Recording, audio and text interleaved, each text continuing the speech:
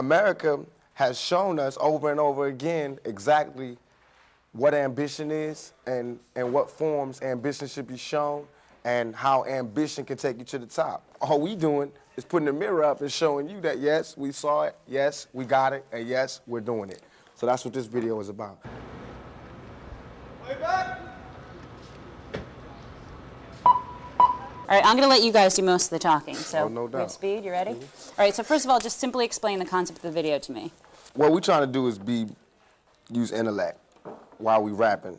So what we wanted to do is, since everybody feel like it's their duty to say how we are portraying gangsters and gangster music and we are dirtying up the airwaves and people's houses with gangster music, we wanted to put the mirror up to show you where we got these gangster ideas. So we took all these scenes out of classic movies with gangsters in them. Not gangsters from Compton or gangsters from Watts, but gangsters from Chicago, and gangsters from New York, and gangsters from Italy.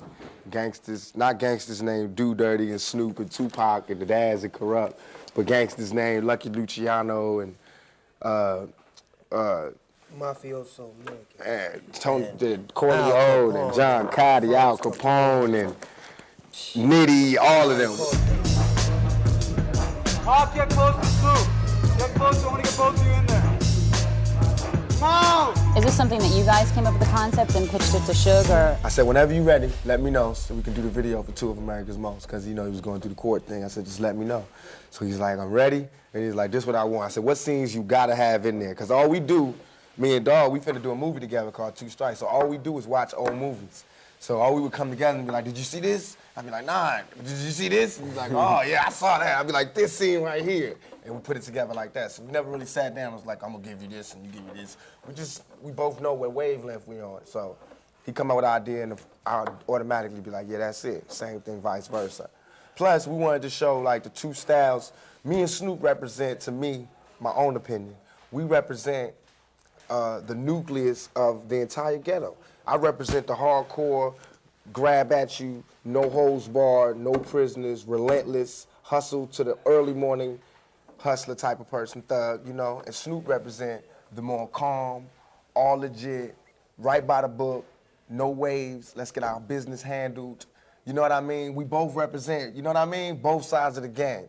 The calm one and the relentless one. And no one knows which side is more appropriate or which side is more profitable, but we're showing you both sides. And if you look at our lives and look at our music, you'll see where each side takes us. Because right now, we side by side, hitting them up through this whole industry, through this whole world, we're hitting them up side by side. Right. So how, last time I saw you was at the LBC video shoot. How are you popping up in this video today?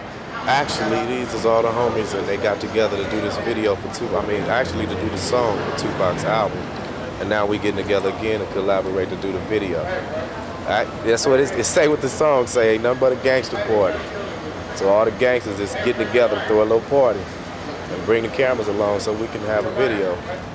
What's it like shooting videos for you guys? Do you find it an enjoyable process, or is it because all of you guys are together? Oh, when they not stop, break, 5 minutes, let's set up this, then when it's like that, we don't like it. But when it's going smooth and we can just do a take, move to the next scene, do a take, you know, then it's fun then. But when it gets down to the politics, nobody's getting along and it's just hectic. But this one is real cool, real cool. Looks like it's gonna be real fun. I can't wait to see it. So what I got on this, we're doing a, you ever see Reservoir Dogs? Yeah. Opening scene? Yeah. Same Okay. Stanley Kubrick kind of like, Yeah. amazing. So we're gonna have you guys being opened up from the back. You come out and it's like this has been planned. We already engaged the guys. One camera's up here, one's up there.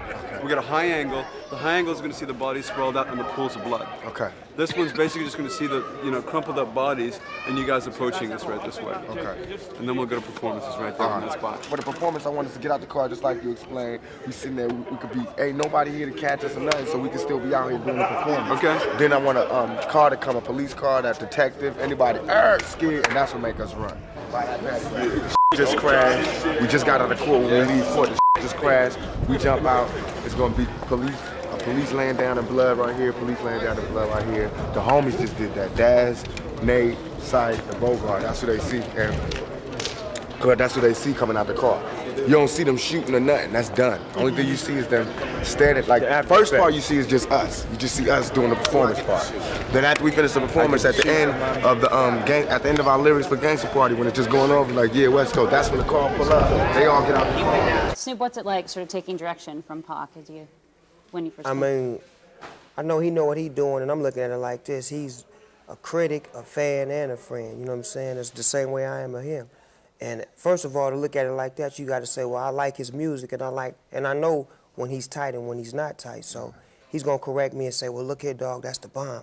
Keep doing it like that. The same way I'm gonna tell him, and that way we ain't gonna never go wrong because we don't have no egos to where he can't tell me nothing, I can't tell him nothing. We look at each other like your word is good, and that's the best business in the world. Whenever you could tell somebody that they ain't right, and they give you that nudge and say, all right, it's cool, let's move on. Tell me just a little bit about the concept of this video. Is this something that Tupac and Snoop came to you and they said, we want to do this? How? Yeah, you know, Tupac is real creative. He basically be want to know what he want to do on his own videos. And, you know, Snoop supports him, so, and I support them. So I don't try to make all the decisions. I give them the right to do what they want to do. Pac had an excellent idea. We had some other people give us some treatments that it was real dry. And the song was too powerful for the treatment we had, so I decided to let Pac do it, which is for the best, and it worked out. Is Pac almost taking a director credit in this, maybe? He's the director of it. He's definitely the director of it.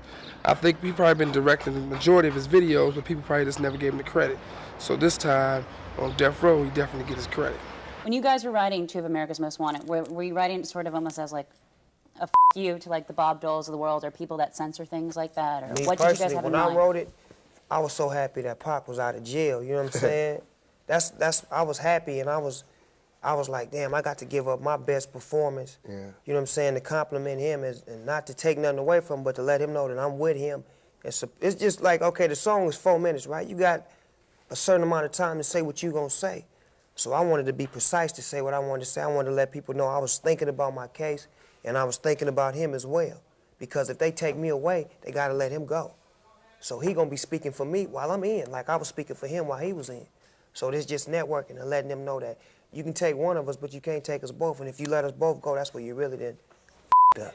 When I was hearing about who was the most dangerous rapper, and all, it was always Snoop. And when it wasn't me, it was Snoop. And I was like, damn, we on the same record label. I know these people are really thinking like we are like the Antichrist.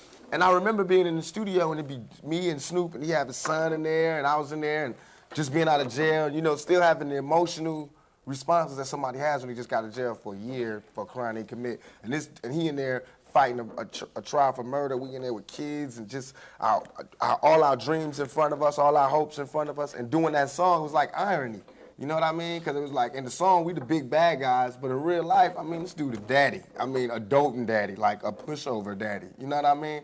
And I'm just me, you know what I mean? So it's like when they look at us, it's like they look at us like two different people. So that's why two of America's Most Wanted, although it is frighteningly true, it's really just like a joke. Is there definitely more collaborations of you two in the future? Do you guys think that you'll get back in the studio again together? Oh, we got like 5 songs. We did a whole lot of songs together. I know that, like, individually, when I've interviewed both of you, that you've always been a fan of Snoop's and you've always been a fan of Tupac's. Were you guys intimidated at all to go in the studio together? No, I mean, you bring the best out of me. You know That's what I'm how saying? it is, yeah. It's like Michael Jordan and Magic Johnson on the same team. Healthy. You know what I'm saying? When you look at it, like the way we look at it is like myself, sometimes I look at it and think about the kids coming up today, how do they see us? Because I look at how I seen like Aretha Franklin and Marvin Gaye and all those people, the Temptations, you looked at them like giants. And when Marvin Gaye did something with the Temptations, anybody did something together, you felt that. You was like, whoa, man, it made you be together. You know what I mean? It made us be together because we felt them like, damn, these two giants could get together. So that's how it is when me and Dawg feel it. That's why I be telling them we gotta work. We gotta do songs with Mary because Mary's the new Aretha Franklin. We gotta do songs with Danny Boy. Danny Boy is Sam Cooke. We gotta do this. We gotta carry on the tradition. We might not say our things as sweet as they want us to say it, but we are the next generation, and we are going to carry on that tradition. And when people go back to see what we was living like in 1996 and what was going on and how did we feel, I'm almost willing to bet my life, and I am betting my life, and Dawg is betting his life, that it's going to be our stories that they're listening to. Exactly. I can guarantee you.